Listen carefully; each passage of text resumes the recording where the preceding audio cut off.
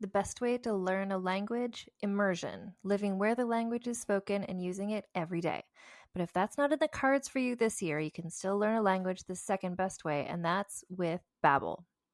Be a better you in 2024 with Babbel, the science-backed language learning app that actually works. Don't pay hundreds of dollars for private tutors or waste hours on apps that don't really help you speak the language. Babbel's quick 10-minute lessons are handcrafted by over 200 language experts to help you start speaking a new language in as little as 3 weeks. Babbel's designed by real people for real conversations.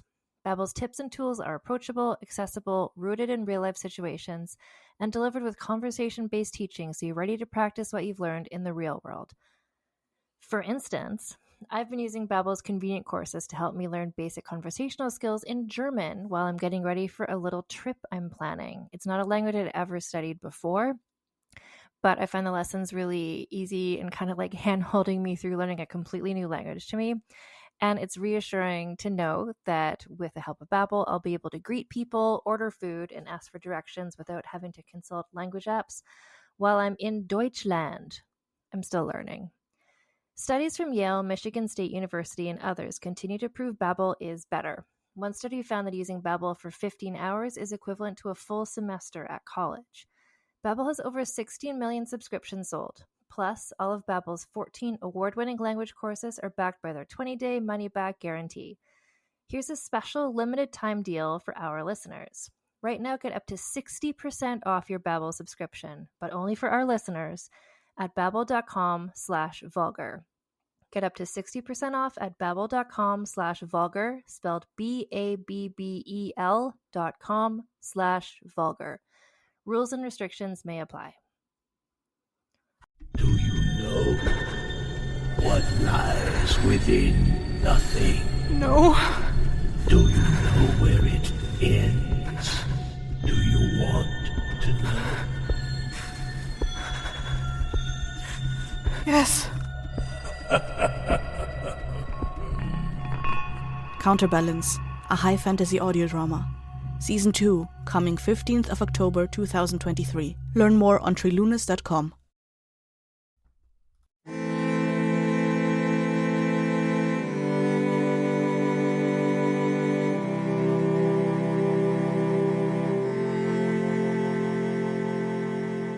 So welcome to Vulgar History, a feminist women's history comedy podcast. My name is Anne Foster. I'm your host, but this week I have sort of it's not really a co-host situation. I feel like you're really going to be guiding a lot of what's going on. I'm bringing on Lana Wood Johnson, who is my very dear friend, also the muse of this podcast, because the whole idea for this came for Vulgar History in general was I was reading about Caroline of Brunswick and I just kept texting you screen captures of this biography of her. I was reading Lana. Guess what else she did? Like Lana, she started just amassing babies. Lana, like these things. And then here we are many episodes later. Also, I'm going to let Lana introduce herself with many details, but I will say that she's also here in her role as a Hapsburg expert, because anyone who's listened to the Q&A episodes knows that I have like sort of an allergy to just like reading anything about any Hapsburgs. But Lana's always there with the info. And we're going to be talking about the first Hapsburg on this show, Hapsburg by marriage, which is Empress Elisabeth of Austria. Lana's already making a face. I feel like, was she a Hapsburg by marriage? Maybe I got it wrong. Lana Wood Johnson, please introduce yourself to everybody. So, hi, I'm Lana Wood Johnson. I am a young adult contemporary author, and the two books that I have out are technically You Started It, which is another reason Anne and I are friends, is because it was inspired by the return of Martin Guerre. So, which it didn't end up being very Return of Martin Guerre, but I was inspired by it. And my second book is Speak for Yourself, which is a Cyrano de Bergerac retelling. And that is my writing credits. But my history credits are I have a BA in history. I studied mostly population sciences, but demography, how people moved, disease. And I also studied the Industrial Revolution. But because I took 9 years of German, I have a soft spot for the Habsburgs and the very weird history that they have to live through, that they guided and weren't always very excited to be a part of. And sometimes they were very, very interested in being in charge of history. So I strong-armed Anne into doing a Sisi episode, even though she's very much not the kind of woman that Anne typically does stories about. But hopefully she loves her anyway, the way I do. I want to talk about that aspect of things, because I will say I've known for a long time that Sisi is Lana's person in the same way that like Frances Howard is my person, like just a historical person who you're just a fangirl for. And I've never read up on Sisi until preparing for this episode. And actually, I want to mention too, one of the reasons that we're doing this episode also is because on my Patreon, I put a poll of saying, like, I'm having so much fun doing the Internationale season. Here's a list of people who have been suggested. Please vote on who you think I should do. Sisi ran away with that poll. And I was like, oh, okay. There's Lana, I think you said that I might have stacked the deck somehow. And I'm like, I didn't. I was just like, here's a bunch of people I don't know about. Anyway, so I know there's enthusiasm. So that's one of the benefits of being on the Patreon. You can help me choose topics. But also, knowing that Lana was so passionate about her, I'm like, okay, I'll do Sisi. And one of the reasons that I haven't really read up on her before or considered her for this podcast before was I, like perhaps many of the people out there, just had this overall impression that she was just like, it's just a sad story of a woman with long hair. And I was just like, well, that's not what I do. I talk about cool people. And then in researching it, I started learning all these cool things about Sisi. And yet all the articles I was finding were all like, the headlines were all like, the anorexic, depressed royal, or like Sisi, her tragic diet. Like even like National Geographic and stuff are just like this sad woman. And I'm like, so we're here to do some like reputation repair, to be like this was a very important part of her story. The mental health stuff, the disordered eating stuff. But to me, like my shorthand for this is always just being like Fredegund. She was a wife and mother. It's like, yes, and 75 other things. So Sisi, we're here to, I've gone on this journey of realizing she's actually very interesting. And now I'm hoping to take you all on this journey as well. So the sources I was looking at. So just her Wikipedia page, which has got quite a bit of information on it. There's a biography from 1966, which I'm going to read excerpts from because it could not be more of a 1966 book in a very fun way. The Lonely Empress, Sisi of Austria by Joan Haslip. I also read a 1988 book, The Reluctant Empress, a biography of Empress Elisabeth of Austria by Brigitte Hamann, translated from the German. An article from History Today that's called The Anorexic Empress, an article from history.com, The Tragic Austrian Empress, an article from historyofyesterday.com, The Tragedies and Triumphs of Sisi's Sisters, and then something else from Metropole, 5 things about Elizabeth or Sisi. But even just like the articles are all like the tragic anorexic, like fuck off. Lana, I see you've added some references. What were yours? Well, I just threw in a couple that I literally have lying around the house. I have the Sisi Taschen book because she is a very photogenic empress that people like to not only take pictures of, but draw pictures of. And she was actually, we'll cover this later, but she was the very first person that was photographed by a paparazzi. That's not in here, but that's like, photography is a very big thing for her. We'll talk about her images later. Yeah. And then I also have the Hapsburgs embodying empire, because it's just nice to have your very own Hapsburg family tree back to the beginning of time and maps of their various empires back to the beginning of their time. Just lying around the house. Normal people do that, correct? I mean, I'm pretty sure I have a book like that and I don't even care about the Habsburgs. So yeah, normal people. And that one's by Andrew Wheatcroft and it's from Penguin. And then the Habsburg monarchy, 1809 to 1918, the history of the Austrian Empire and Austria-Hungary, which is different than the Holy Roman Empire Habsburgs. This is after they traded it away to Napoleon, the Holy Roman Empire, and all their foreign holdings. They lost Spain, they lost the Dutch, which Anne has already covered lightly in the past, but now they have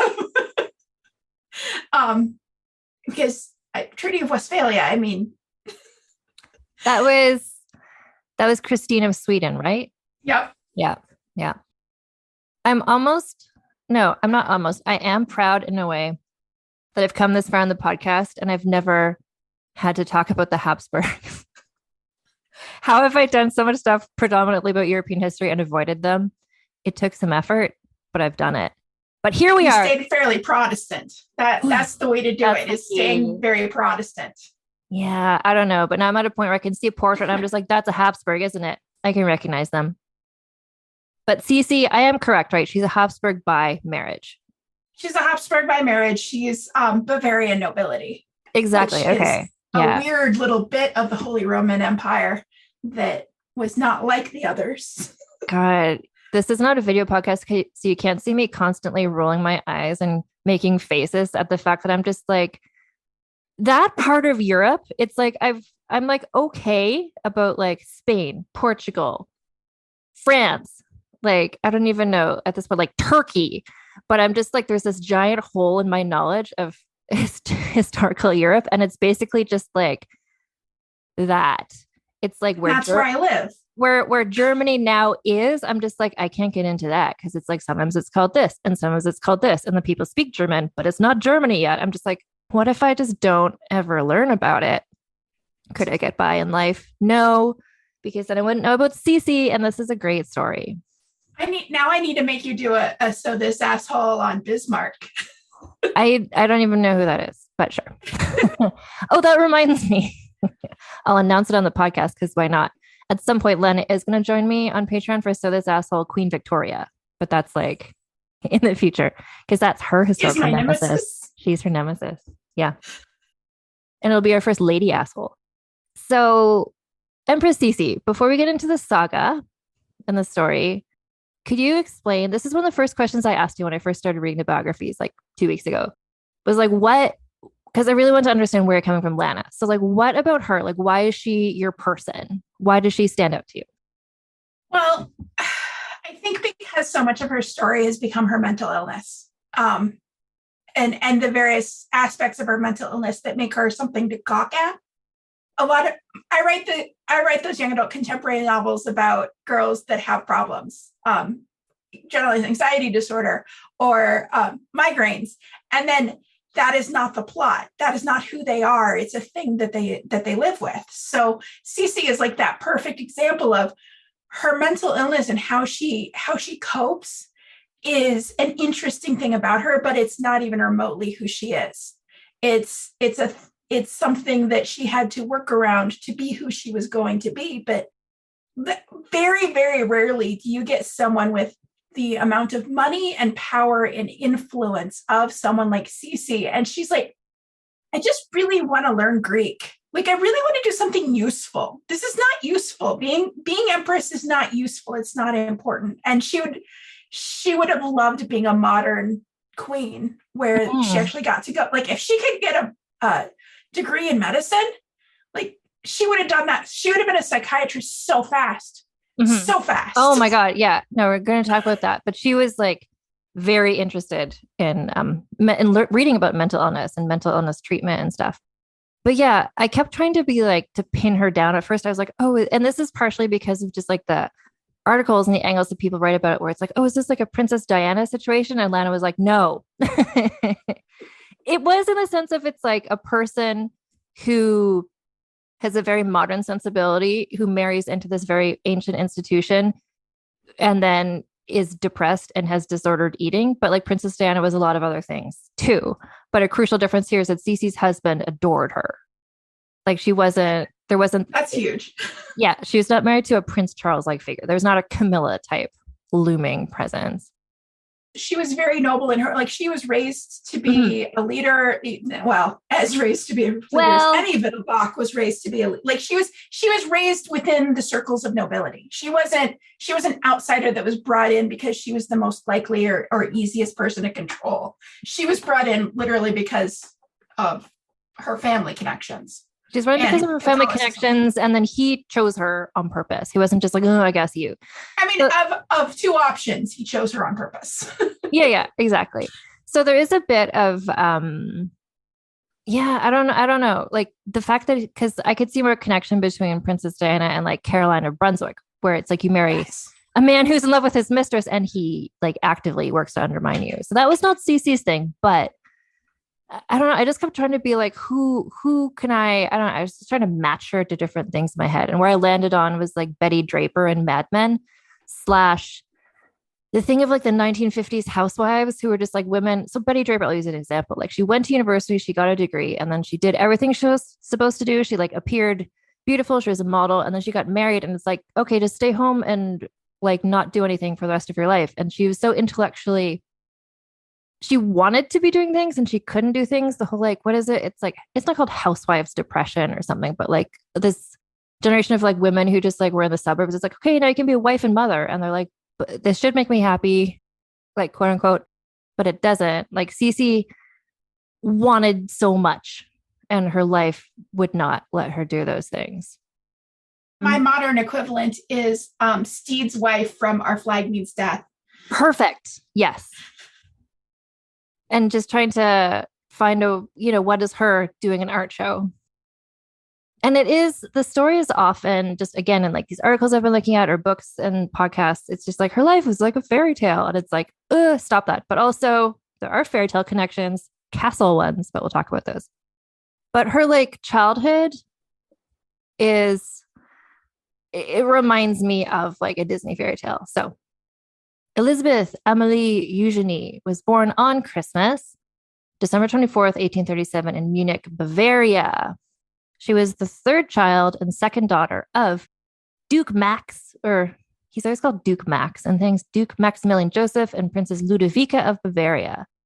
Ludovica was the half-sister of King Ludwig of Bavaria. So Max, her dad, was considered to be rather peculiar. If we're going through Disney archetypes, he's kind of like Belle's father in Beauty and the Beast sort of vibes, except he was like the Duke and was not supposed to just be like doing intellectual experiments all the time. What else are Dukes supposed to do, though? Come on. So Duke Max, I want to read, this is a quote from the 1966 book. Born in the enviable position of having adequate means without large possessions or encumbrances, he lived according to his moods.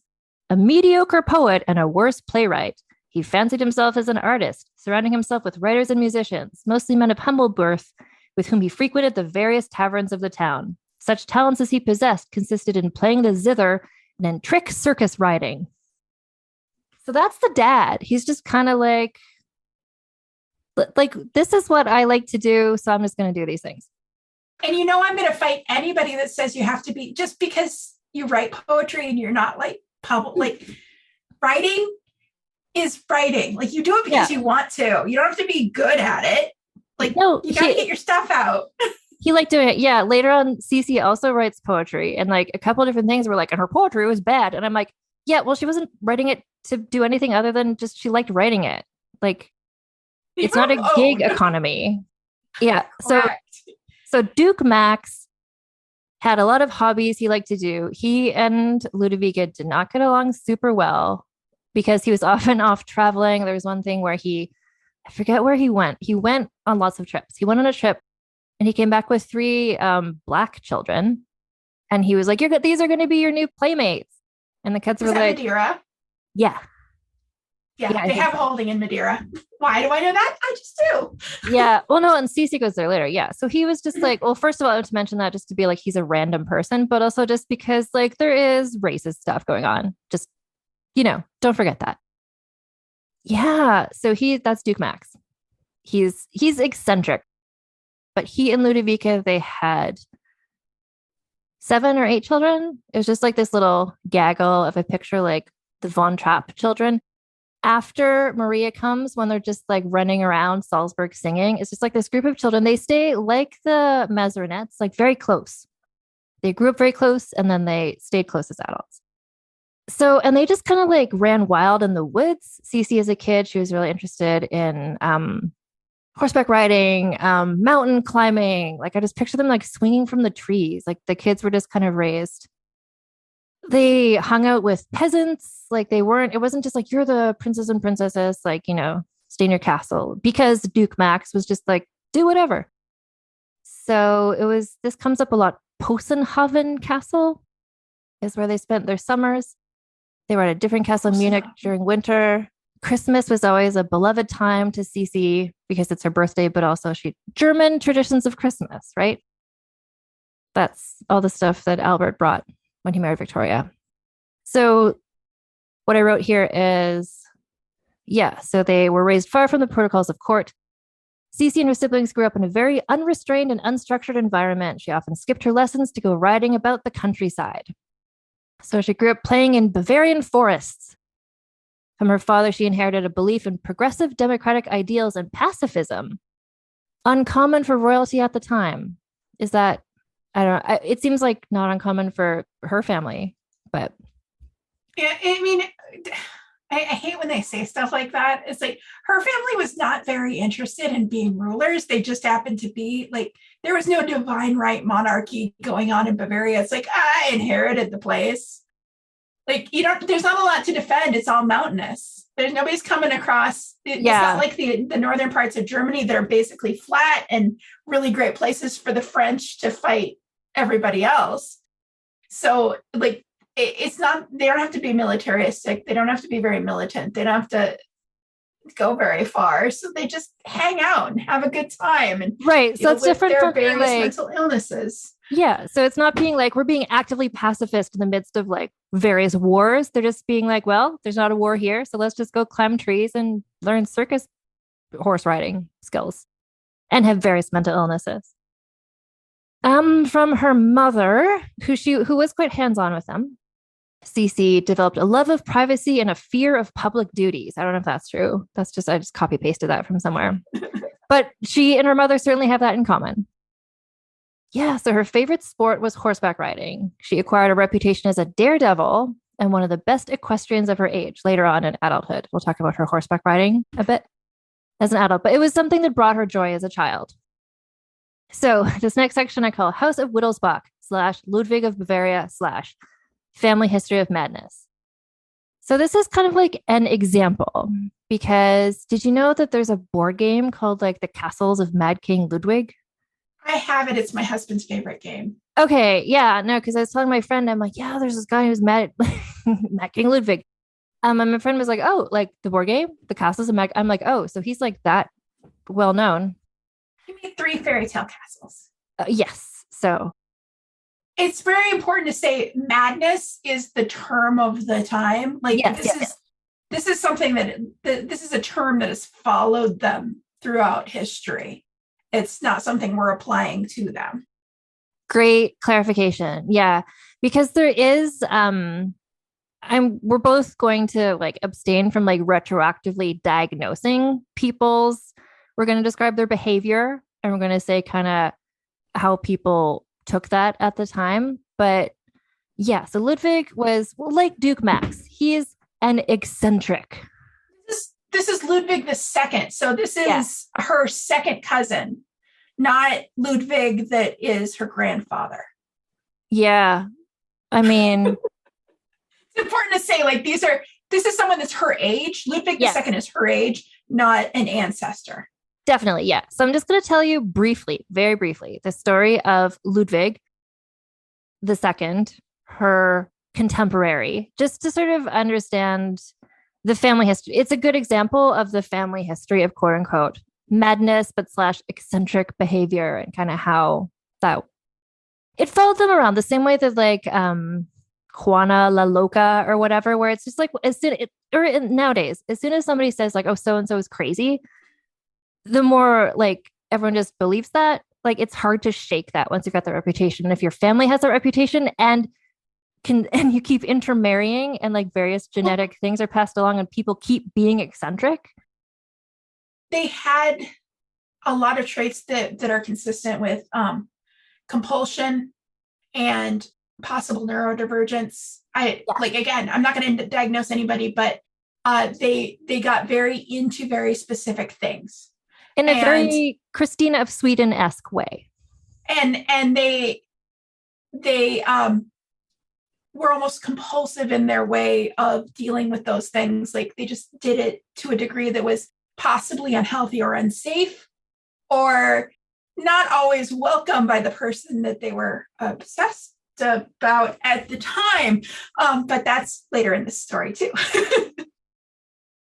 So Ludwig, there was an 8-year age difference, but they're similar ages. And especially as adults, they became very close.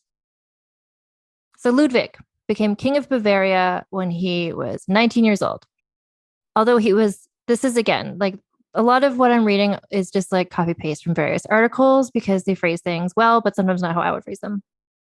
Anyway, his youth and brooding good looks made him popular in Bavaria and elsewhere. And if you Google him, hard agree. He was a bit of heartthrob in appearance. He's a very smoldering look in a kind of like Colin Firth Pride and Prejudice way. It involves mutton chops. So Ludwig, he was very interested in art, music, and architecture. He also was, and when I say music, I mean Wagner. That's later. Wagner. Wagner's also my nemesis, by the way. I don't know if I've ever mentioned that, but I am so anti-Wagner. This is great to know because I don't know anything about anybody German, apparently. Yeah. So Ludwig, again, he reminds me behaviorally of Henry the Sixth, who is Margaret of Anjou's husband, just someone who's just fundamentally not the right personality to be the monarch of anything. Like someone who just wants to like peace out and like follow his passions. And it's just, if that's your personality, like it sucks when you become a king.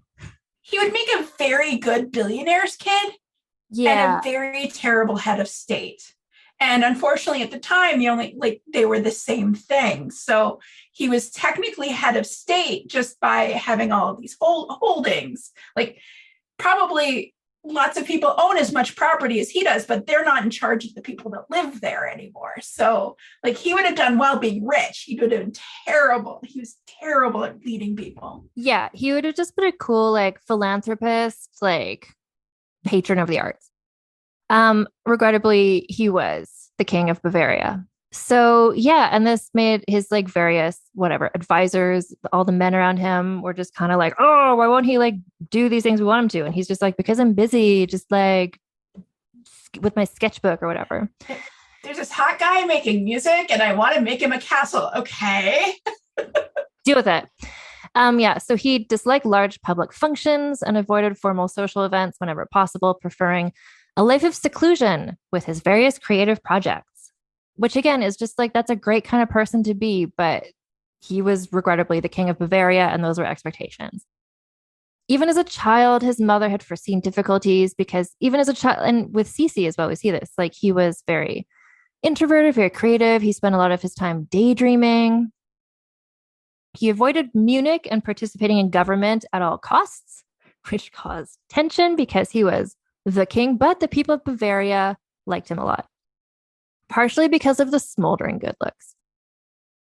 Being a very hands-on leader isn't that unusual either in a lot of Germany. Like you want hands-on, you go to Prussia. Like Bavaria, a lot of okay, so the Holy Roman Empire was like 150 or so different individual nations and nation states and so on and so forth. So they weren't like very led. They were just kind of like some of the cities were self-governing.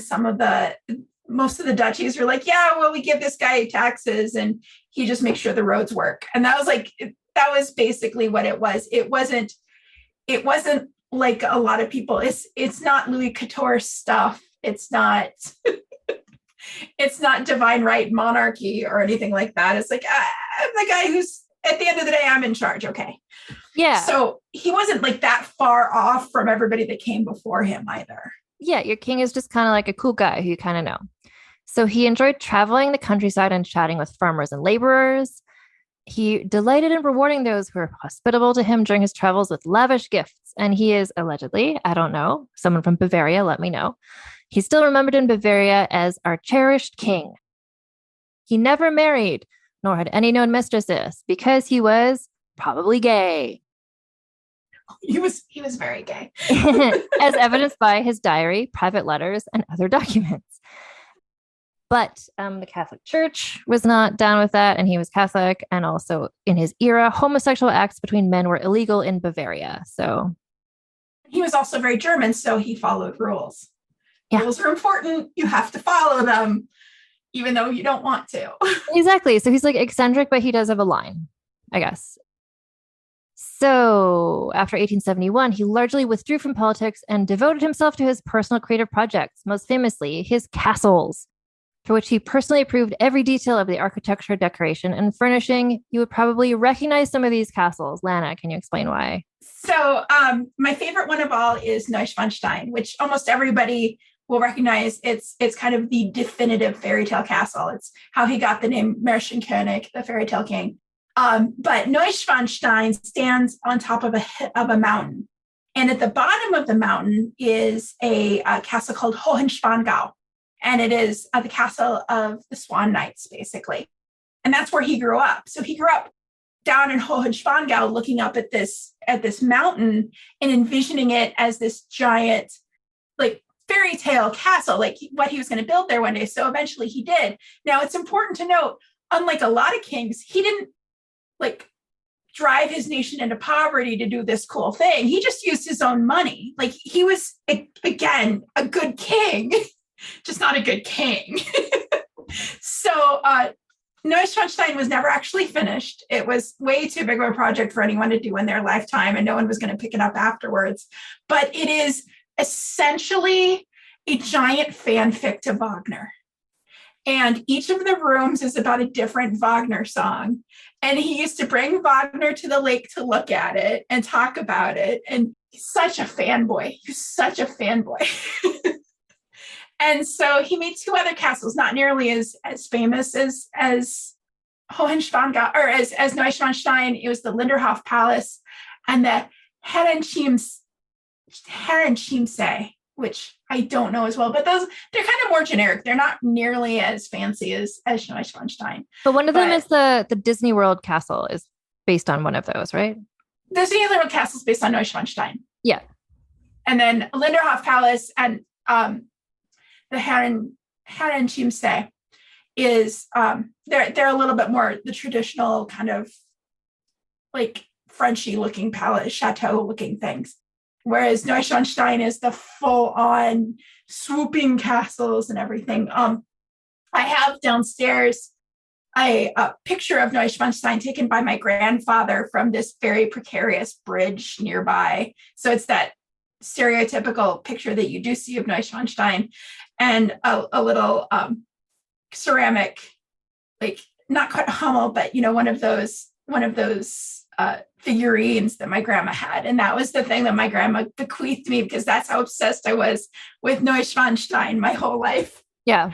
And I've still never been there, despite selling very well in Germany.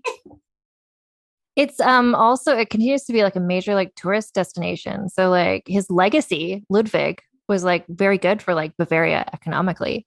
Yeah, he's still bringing in money to that area, to the areas that he did things, like even 150 years later almost. Yeah. So my notes here say that these projects, the castles, provided employment for many hundreds of local laborers and artisans and brought a considerable flow of money to the relatively poor regions where his castles were built. So he was, as we have just described, very completely not fundamentally the personality type to make his advisors or politicians happy as king. He was eventually deposed due to his behavior. Well, at this point, he just kind of was just like, peace out. I'm just going to hang out here and oversee castle construction. And they're like, but you're the king. And he's like, I'm just going to not meet with anyone ever and just make castles.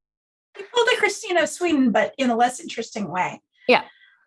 Much less dramatic way. So anyway, so he's eventually deposed.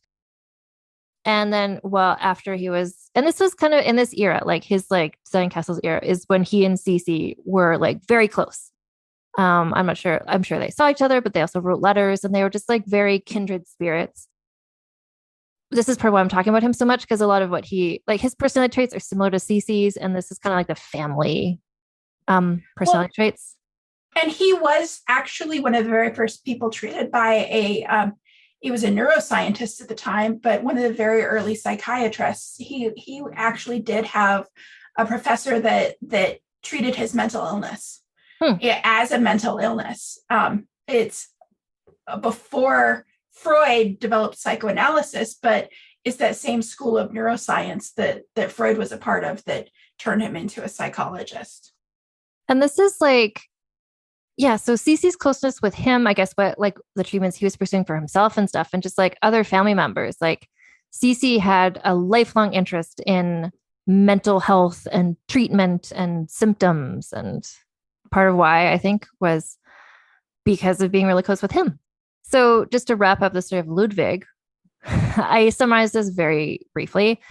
So one day he went for a walk with a pal, and then they were both found dead in a body of water, face up, with no water in their lungs and signs of having been maybe strangled. And everyone's like, guess they drowned. There's no water in their lungs, but don't worry about it. So what I wrote down here is like, he had not expressed suicidal feelings during this era, but there was a belief that maybe he died by suicide, but maybe it might have been murder. It was just kind of a mysterious death in water. And we're going to return later on to where that happened in Sisi's life and how that affected her. And now we're just going to take a break for a word from our sponsors. As a podcast network, our first priority has always been audio and the stories we're able to share with you. But at Realm, we also sell some pretty cool merch, and organizing that was made both possible and easy with Shopify. When you think about successful businesses like Aloe or Allbirds or Skims, an often overlooked secret is the business behind the business that makes selling and, for shoppers, buying simple. For millions of businesses, that business is Shopify. That's because nobody does selling better than Shopify. It's the home of the #1 checkout on the planet. And the not-so-secret secret that's definitely worth talking about is that Shop Pay boosts conversions up to 50%. That's more happy customers and way more sales going. If you're hoping to grow your business, your commerce platform better be ready to sell wherever your customers are scrolling or strolling, on the web, in your store, in their feed, and everywhere in between. Businesses that sell more, sell on Shopify. Upgrade your business and get the same checkout we use with Shopify. Sign up for your $1 per month trial period at shopify.com/realm, all lowercase. Go to shopify.com/realm to upgrade your selling today. Shopify.com/realm.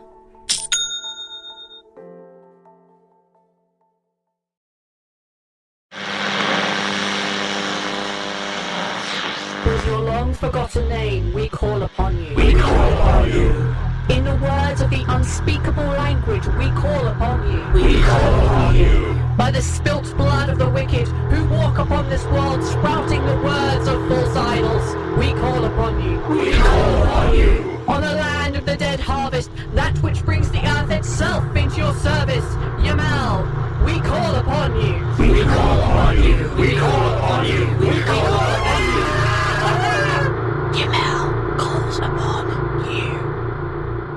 The Sprouting, a Call of Cthulhu actual play podcast by Blighthouse Studio. Find us on your podcatcher of choice. People often look at me with confusion when I ask them what their only one in the room story is. They think it has to be like mine, where I went to a 600-person event and discovered that I was the only Black person there. I know. Horrifying, right? Hi, I'm Laura Cathcart-Robbins, and I am the host and creator of the podcast Only One in the Room. Every week, my co-host Scott Slaughter and I invite you to join us for an hour and lose yourself in someone's only one story. This podcast is for anyone who's ever felt alone in a room full of people, which is to say that this podcast is for everyone.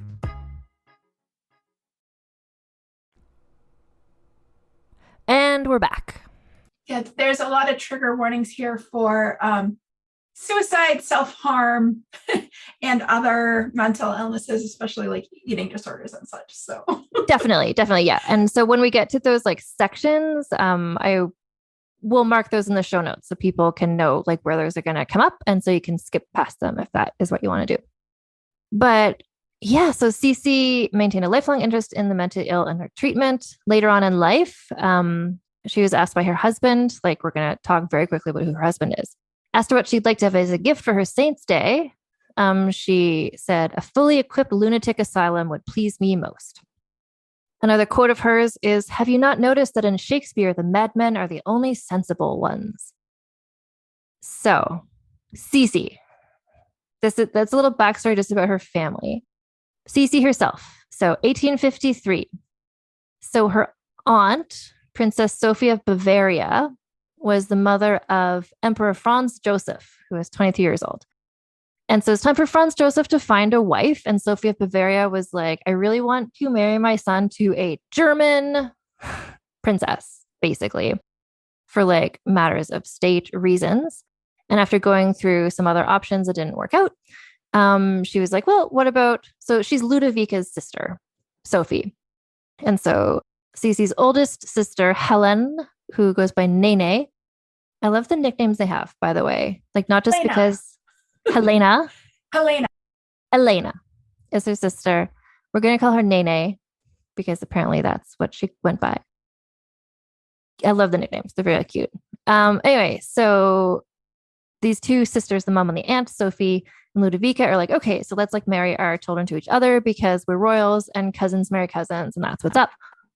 So Nene was also thought of as the most beautiful of the children. Ludovica and Nene were invited to come to Upper Austria to receive a formal proposal of marriage from Franz Joseph. And Sisi, 15 years old at this time, came along too because she had recently fallen in love with somebody inappropriate, and her parents were like, no, you can't be with him. And she just fell into a depression, shut herself in her room. And they're just crying all the time. And they're like, well, she can just come be the companion. Like maybe this trip will cheer her up. And so they're all wearing black because someone had recently died in their family. So they left wearing black, but then the plan was they're going to arrive at the palace and change into their like not black clothes because that's the courtly etiquette. But the trip got complicated because Ludovica had a migraine. And so that interrupted the journey. Something happened where their coach with their fancy dresses never arrived. So when they finally showed up, they were all still in black. And this was like a faux pas. Sophie, we're going to talk about, but she was like all about the etiquette of every little thing about court life. But anyway, notably, this is part of the legend, is that wearing all black made Nene with her coloring, like she looked fine. She was cute. But Sisi with her like lighter hair and lighter skin, like the black just like looked stunning on her. So suddenly Sisi looked more beautiful than her older sister, partially because of black. And then because Nene was the one who they were going there to like arrange the marriage of, she had like, ladies' maid. She had her hair all done super fancy and everything. Sisi, I just read it like her hair was in long braids. So I don't know if it's literally like 2 long braids, but she was just mostly described as like looking very childlike at this point because she was just like she was 15. She was still 15. Like yeah. She wouldn't have quite have been out. Yeah. She wouldn't have been dressed or presented in a way that was like more stiff like Nene would have. Yeah. But she had, and this is what she really cultivated later in her life, a natural beauty. So there was something about the father really trained the kids, especially the daughters, to walk in this exceptionally graceful manner. So just her carriage, like the way she stood, the way she moved was so, and she wasn't there trying to steal Franz Joseph from her sister. She was just there because she was sad about like being broken up with her boyfriend, but her natural gracefulness and beauty it's like, you don't know you're beautiful, but like she literally didn't. And the effect she had was quite startling. She was also a lot more charming. Like she had a lot more personality than her sister did. Yeah. And she was a horsewoman. Like equestrians have like balance and grace. Yeah. Yang most of the time. Not always, but that's okay. You don't have to be. But equestrians like Sisi had to like she had to have a lot of balance, or she wouldn't have stayed on the horse to have the stuff she did. That's a really good point because like the way that she walks and moves is described, like so many people mention that, and I think it has to do with what part of what made her such a good equestrian is just she had such her body movement. So anyway, so she was more spirited, she was more interesting. Nene was pious and quiet. She and Franz Joseph they didn't hit it off, but he fell for Sisi immediately. So he defied his mother and informed her if he could not have Sisi, he would not marry at all. And 5 days later, their betrothal was officially announced. So this is quite a plot twist for everyone involved. Sisi, being the younger sister, like as much as she was like a princess and she was educated and stuff, Nene was the one who's probably being more groomed and taught things. So like Sisi, I don't think I have this in my notes, but she like very quickly was just being like, okay, we need to teach you like several different languages you don't know. We need to like teach you about Austria as a country and its history and politics. Like there's just, Sisi was not raised for this role at all. So they got married 8 months later. So those 8 months for her like Princess Diaries makeover era, where they're just like, let's quickly teach you everything that maybe you should, the future empress needs to know. So they got married when she was 16 and he was 23 during the wedding festivities. Thousands lined Vienna streets, eager to catch a glimpse of the new teenage empress. And they were excited. There hadn't been like a young, hot couple royal marriage for quite a while in this time and era. Very long time. They were very excited to have this. In her glass coach on the way to her new home, she was crying. She cried an awful lot. She was overwhelmed and afraid because, well, this is anxiety. Social anxiety combined with the fact that I think she later described herself as, I forget if I put this quote in here, but she said like she's moved from like the nursery to being the empress. Like she was a young 15. Like because she had been raised just like climbing trees and riding horses and whatever, like she hadn't been brought up like other women we've talked about on this podcast would have been, who were like really taught these. There's so much to learn. There was a lot of rules to learn. She was shy and introverted. She didn't like change. She was so close to her siblings. So suddenly it's like, okay, you're going to move to this other place. You won't be allowed to have a confidant anymore, let alone your siblings. Like this is a stressful situation for anyone. And Sisi is a person who's a very sensitive person, like her social anxiety, like all of this stuff. Like this was. And she also like 16 is about when you start doing all of that finishing training. Like she would have probably been trained in all this if he'd been even a slight bit patient. The age difference makes me uncomfortable, but here we are. And then there's his mother. Mm-hmm. who would have probably gotten along gangbusters with quiet little Nene. But Sisi was just control like, Sisi. Yeah. Yeah. And it's like, we're going to watch Sisi's like maturing and her development like as an adult, which will be later because she's still 16. But like she starts off and it's like she's very emotional in a very relatable way. Like Franz Joseph, for instance, who is older, he's 23. And he had been raised to be like stiff upper lip at all times. Like that was probably military. Yeah. He's also very military. Yeah. So he was raised to be that sort of person. And this is a moment where I feel very much the Princess Diana comparison, where like she was emotional and everyone was just like, that's gross. That's bad. That's weird. Like, what's wrong with you? You're like reacting to things with emotions. And it's like, well, I'm sorry, but like I was raised to like have feelings and this is not a place where you should have feelings. And Sisi was clearly very overwhelmed, not just from being away from her family and being so young, but also the rigid protocols and strict etiquette. The people in Vienna were very mean to her because they're just like, who's this? Because I'm sure everyone wanted their daughter to marry him instead of her. But like she didn't, it's like, oh, use that fork for that or whatever. It's just like people were mean to her. There's so much for her to learn. And unlike Bavaria, Vienna is very, very rigid and rules. For a very long time they've prided themselves on being the center of the universe, basically, in a way that only they thought. Nobody else did, but they thought that. And it's almost as structured as Victorian society in a way. Like there are specific forks and specific spoons and like how you eat things and the order you eat them and all of that stuff. So like to be part of the society that she would have been thrust into, she had to perform in a specific way. And to be like, not just to be entering the society as like the wife of some guy, but to be like the wife of Franz Joseph. It's like there's so much head more of that society. Yeah. And it's not even just like, this is this fork, this is that fork. It's just also like, this is how you like should like move your eyes. Like if you raise one eyebrow, it means this. Like it's so much to learn. She's obviously very overwhelmed, and she very immediately developed or began displaying some symptoms of extreme anxiety. Like she became anxious and frightened whenever she had to descend a narrow, steep staircase. She had these coughing fits, and that just go. Anyway, she just started getting these like coughing. She had panic attacks. She had panic. I'm full on able to say this because this is how my panic attacks present. If you can't breathe, you start coughing. Like if your lungs contract, you start coughing. Yeah. You start when my anxiety goes very high. Like I get afraid of things that I would never normally be afraid of.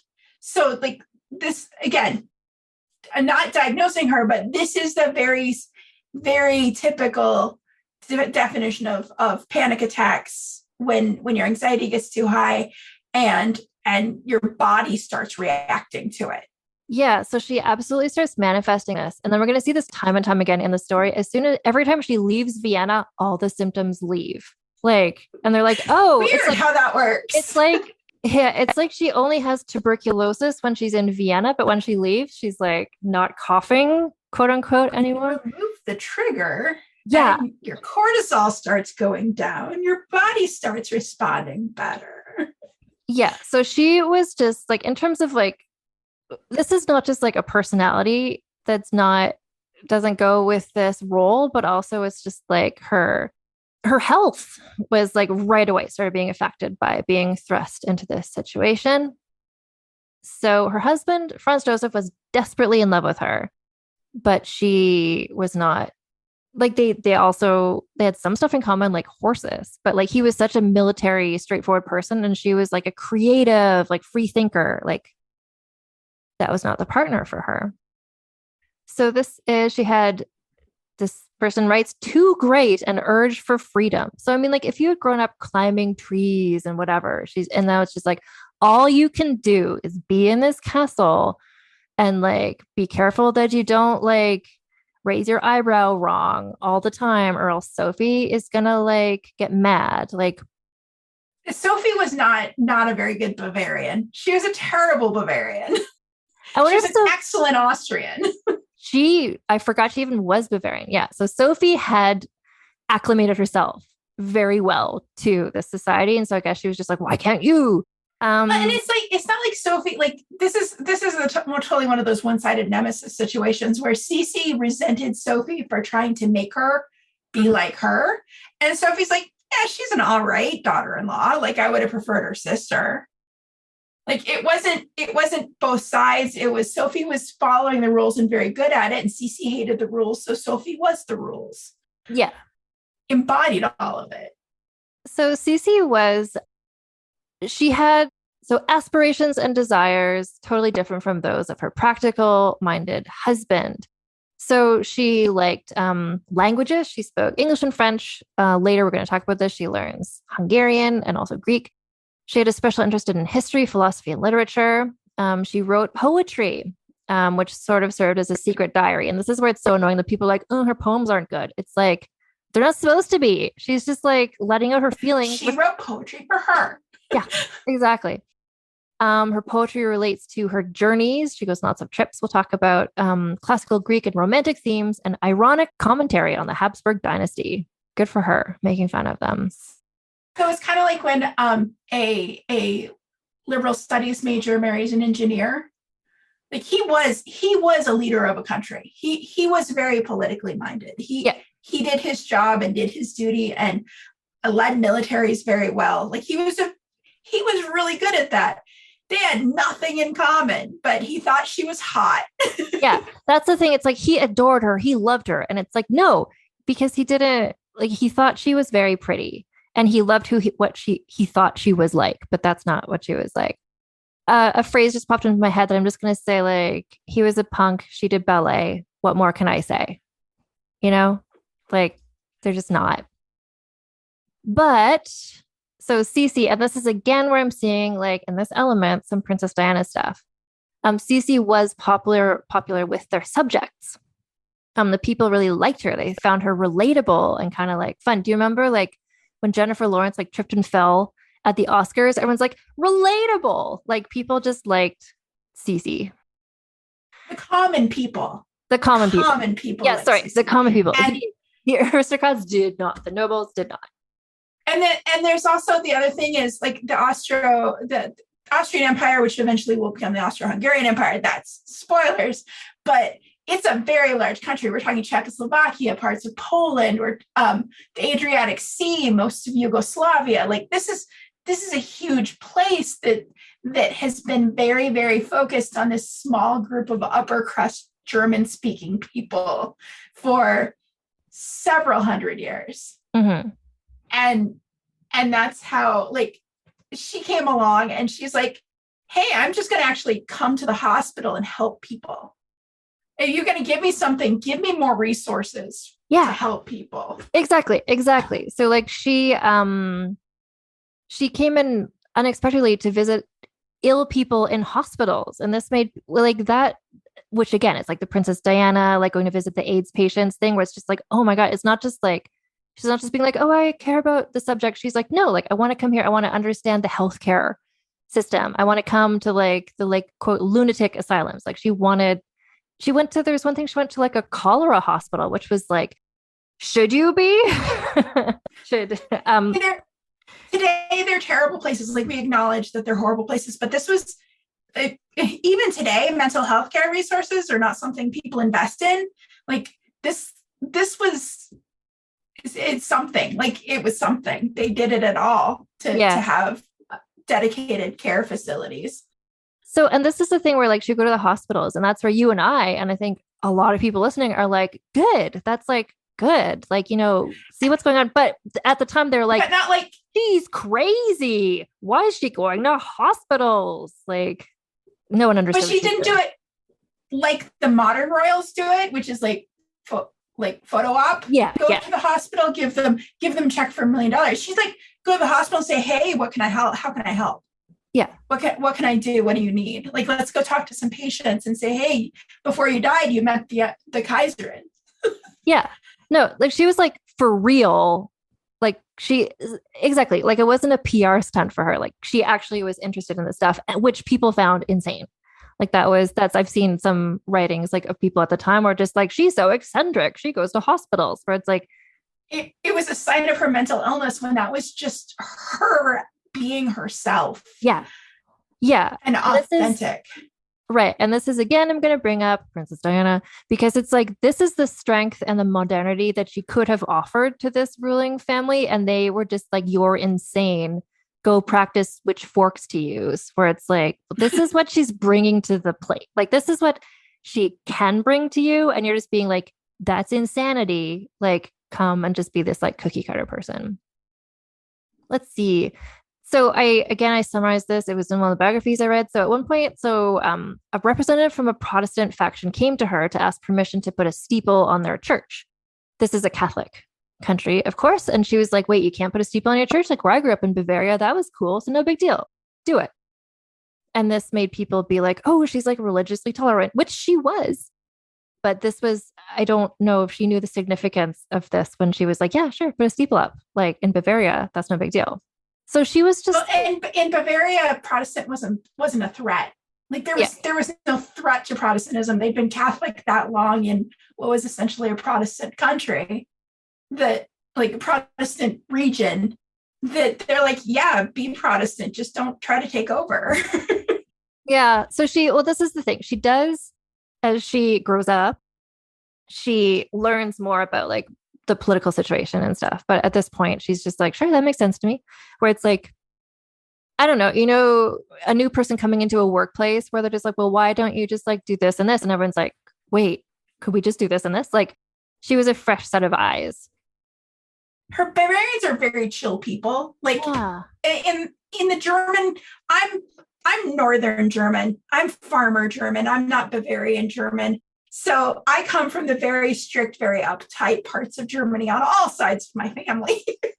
But my husband comes from the Bavarian parts of Germany, and that they're like chill about things. Yeah. Yeah. So she's just like, sure, makes sense to me.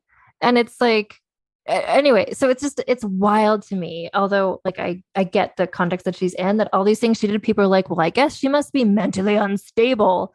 Where it's like, or she's just chill, or she's just like, yes, she is, but this is not it. yeah, or she has empathy, like, or she like sees lower class people as humans. She is mentally ill, but these aren't examples of it. Well, and that's the thing, like, she didn't see being empress as a job. Again, pulling from that Bavarian background, it wasn't a job. It wasn't a thing she had to do. It wasn't interesting to her. There was no value in it. Going to the hospitals and helping people out and doing good things with her money and helping the people and like giving them permission to do things that just made sense, that was way more interesting for her than being the empress. Yeah, and they were like, no, your job is to just like be very still and not have a personality, please. And that just like fundamentally that's not how she operated. That's not how she could operate. And trying to make that balance is a lot of what exacerbated a lot of her mental health things.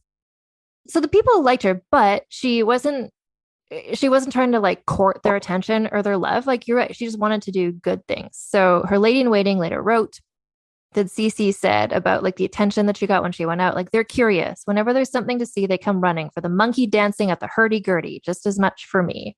So she was sincere in the thing she did. She wasn't like, oh, I'm going to try to get their attention and love so I can like get more power. She was just like, that didn't occur to her. She's just like being her.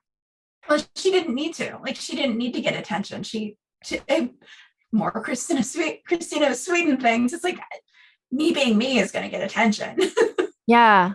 Well, but it's also the whole like, you don't know you're beautiful situation where it's just like, eventually she does understand the effect that her beauty has on people. But at this point, she's just like, I don't know, people just look at me. I don't know. Like, she truly was just like being herself. And I think that was part of her charisma. But she was just like, this is just me. I don't know. What can I tell you? So she gave birth to their first child 10 months after the wedding. It was a daughter who Sophie named Sophia after herself without consulting Sisi.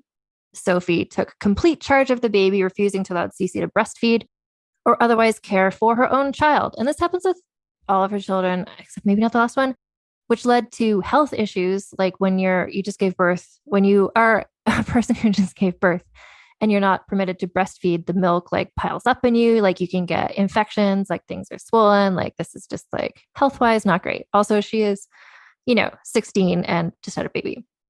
And this affected her very profoundly because she had been close to her mother and close to her own siblings.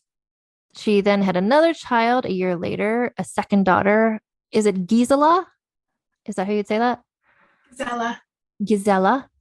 There's a woman at my university who is called Gisela. Otherwise, I would have said like Gisela. Okay. So anyway, she was born a year later. Sophie also took this baby away. And at this point, there's the whole thing where she's like, ugh, of course. Everyone's like, she's not having a son. Oh no, crisis. This made Sophie mad because the whole, God, I mean, we're going to get to all this stuff, but like, you need a son because, yeah, your one job, like, because who's going to be the heir? Where it's like, we'll just wait to see what happens with that. Anyway, one day Sisi found a pamphlet on her desk, which was like a passage, and there's lines underlined about the natural destiny of a queen is to be given an heir to the throne. It's generally understood. Sophie left that there where it's like, great, thanks. She knows. Passive aggressive notes from your mother-in-law. That's what everybody needs. Like, as though she's choosing to have daughters on purpose. Like, yeah, she knows she is an expectation she should have a son. Okay, so I'm going to stop there for this week of Vulgar History podcast. Rest assured, the conversation keeps going, and next week we're going to get into Sisi Part 2. If you have thoughts or feedback or suggestions of people you want to hear discussed on this podcast, you can message me if you go to the website vulgarhistory.com, there's a form there where you can send me an email, or you can also message me on Instagram at vulgarhistorypod. We're also on Twitter at vulgarhistory. If you want to get some Vulgar History merch, you can just check out vulgarhistory.store. It's vulgarhistory.store and use code TITSOUT for free US shipping, or TITSOUT10 for 10% off. I don't know if what we'll be doing for Sisi merch. Maybe that's what you can send me a message with suggestions about.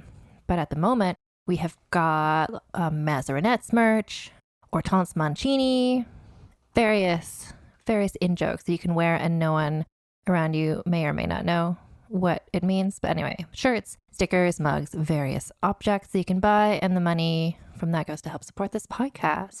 If you are buying books and you want to also support the podcast a little bit with your book purchase, if you go to bookshop.org/shop/vulgar history or use the link in the show notes, you can get basically most of the books that you would be looking for, I would presume. Sometimes the books that I use for research are like out of print, so those ones aren't there, but newer stuff for sure, especially if you want to order, for instance, Lana Wood Johnson's books, Technically You Started It, or Speak for Yourself. Use that link and a bit of money goes to help support the show. And finally, if you want to also support the show on Patreon, if you go to patreon.com/AnnFosterWriter. So if you pledge $1 a month or more, you get early access to new episodes of Vulgar History. If you pledge $2 or more a month, you get the early access as well as the ability to vote in polls, such as the poll that the Patreons voted on, where they chose Sisi. If you pledge $5 or more a month, this is all Canadian dollars. You'll have to do your own conversion, I guess. You get access to Vulgar Peace Theater episodes, which is where today's guest, Lana Wood Johnson, as well as previous guest, Alison Epstein, and I talk about costume dramas from history. Also at that level on Patreon, you get access to So This Asshole episodes, where I talk about gross men from history. But also at some point, Lana will be joining me to talk about Queen Victoria. Anyway, that's patreon.com/AnnFosterWriter. And I'll talk to you all next week. So until then, keep your pants on and your tits out. Vulgar History is hosted, written, and researched by Ann Foster and edited by Chris. Talmor, Sheshin Marachi. Talmor is my home. My family have worked the land for generations. My gran says the island does not belong to us, but we belong to the island.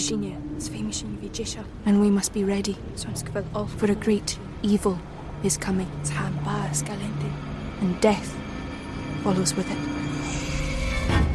Listen and subscribe to the latest season of Undertow, The Harrowing, a Storyglass production presented by Realm, available wherever you get your podcasts. Contained herein are the heresies of Radolf Buntwine, erstwhile monk turned traveling medical investigator. Join me as I study the secrets of the divine plagues and uncover the blasphemous truth that ours is not a loving God, and we are not its favored children. The heresies of Radolf Buntwine, wherever podcasts are available. I'm Brennan Storr. I'm Paul Bestall. We're the Ghost Story Guys. And every 2 weeks, we explore first-person stories of encounters with the paranormal from all around the world. Then we have some fun reacting to those stories. We like to say our goal is to scare the hell out of you, then make you laugh. Belief in the paranormal is not required. All you need is a love of great storytelling and curiosity about the world around you. Subscribe to the Ghost Story Guys now on your favorite podcatcher to hear episodes like High Strangeness in Chicago, The Mystery of Missing Time, and The Haunting of Vietnam, along with dozens of others. We've talked about mythical bridges, doppelgangers, haunted seaside towns, and so much more. Remember that story about the guy who was trapped inside a dream and something was hunting him? That was upsetting. Yes it was. Want us to help ruin your sleep? Come find the Ghost Story Guys on Apple Podcasts, Spotify, and everywhere else fine podcasts live, or at ghoststoryguys.com.